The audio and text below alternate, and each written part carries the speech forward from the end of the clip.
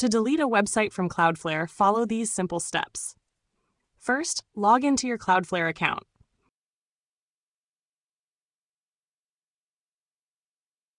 Once you're logged in, you'll see a list of all the websites you've added to Cloudflare.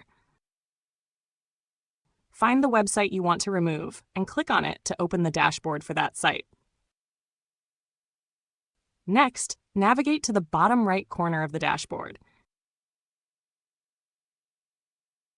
You'll see the option labeled Advanced Actions. Under this section, you'll find the Remove Site from Cloudflare button. Click on it, and a confirmation window will appear, asking if you're sure you want to proceed. Confirm your action by clicking the Remove button. Cloudflare will now begin removing your site from its network. This may take a few moments. Once the process is complete, the site will no longer appear in your Cloudflare account, and Cloudflare's services will no longer apply to that website.